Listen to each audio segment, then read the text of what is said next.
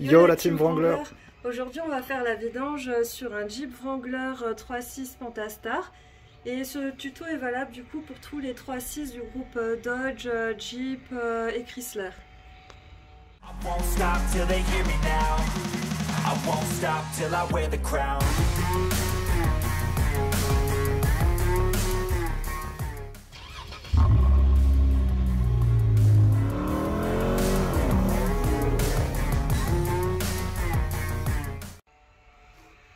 Donc on va commencer par changer le filtre à air.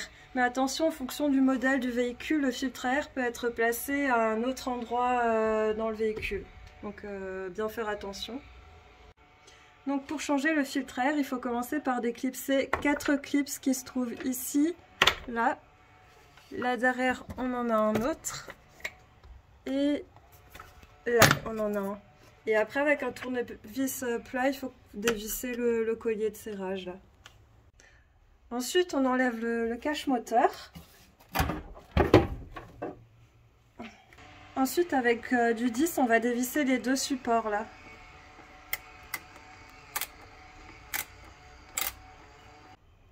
Ensuite, on enlève le tuyau des clips, comme ça.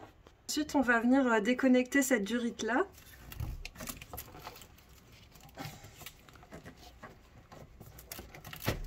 Voilà. Et maintenant, on va desserrer le collier au niveau du boîtier papillon. Et maintenant, du coup, on a tout desserré. On peut pivoter ça en l'air. Et maintenant, on peut enlever le filtre. Donc, voici notre nouveau filtre. Donc, la partie à angle droit doit se mettre en haut, du coup, du filtre. Comme ceci.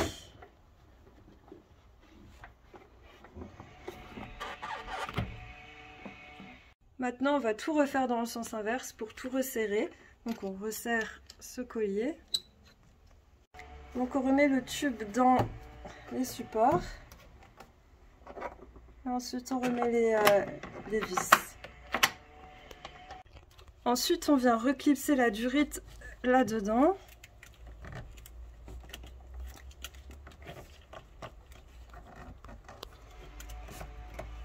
Ensuite, on va resserrer ce collier avec un tournevis plat et on va reclipser les quatre clips qui se trouvent là et là.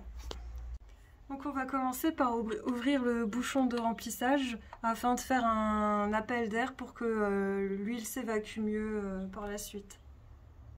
Donc là on est en dessous du Wrangler, donc vous avez votre carter d'huile qui se trouve juste ici. Vous avez votre bouchon de vidange qui est juste là.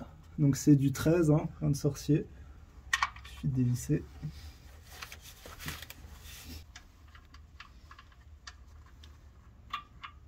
Hop, voilà.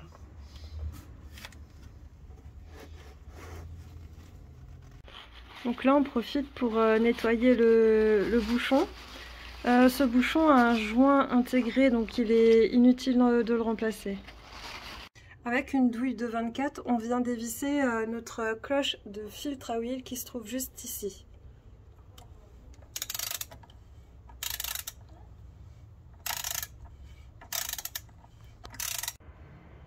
Donc une fois qu'on a dévissé la cloche, on vient la soulever et la retirer.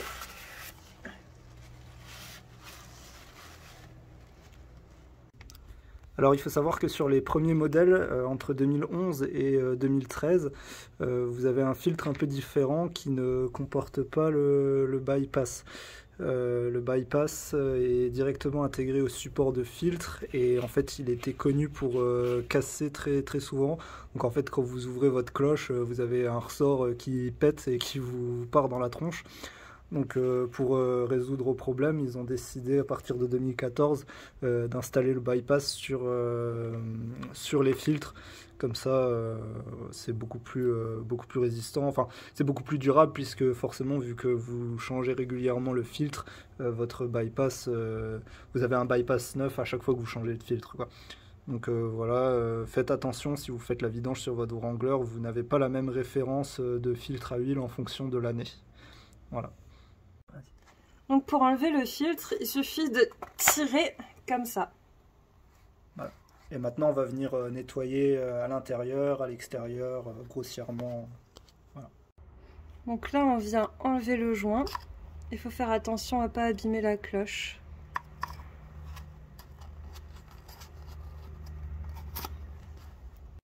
Donc on part sur un filtre à huile de marque Fram, parce que c'est connu pour être le leader des filtres à huile. Donc maintenant, on va remettre notre joint. Il faut bien faire attention à bien le mettre dans le bon emplacement, parce que si vous le mettez trop haut, ben, il risquerait d'y avoir des fuites. Une fois que le joint est en place, on va aller badigeonner de l'huile propre tout autour du nouveau joint.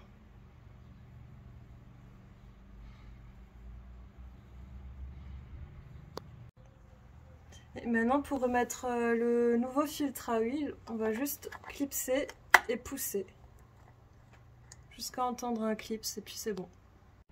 Donc là, on va remettre la cloche dans son emplacement et on voit c'est noté sur la cloche à combien il faut le serrer. Donc là, on est à 25 Nm. Et donc, on va le mettre dans son emplacement.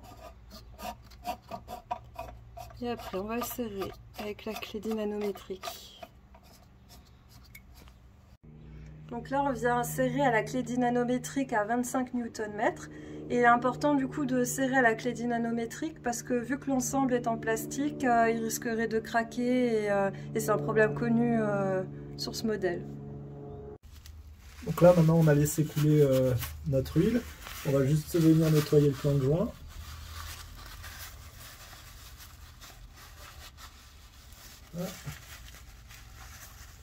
Voilà, et maintenant on peut venir remettre notre bouchon de vidange.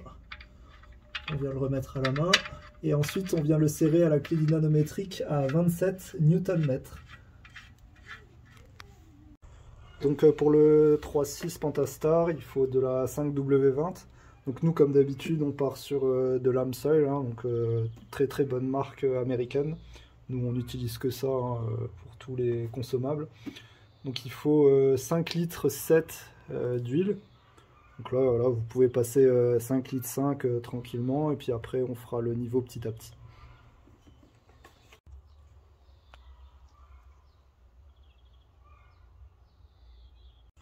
Donc une fois que vous avez passé votre huile, vous faites le niveau.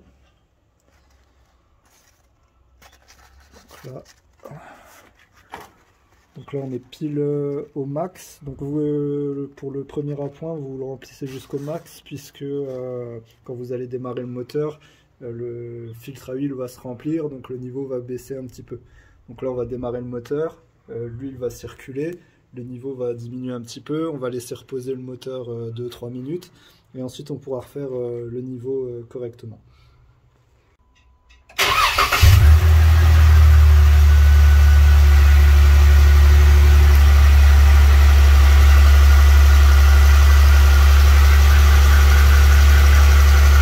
Voilà, une fois que vous avez laissé reposer bien le moteur, vous pouvez vérifier à nouveau le niveau d'huile et faire l'appoint si besoin.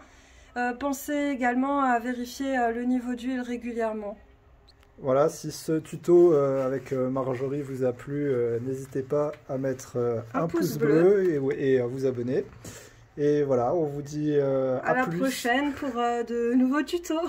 Allez, ciao ciao. Voilà, salut.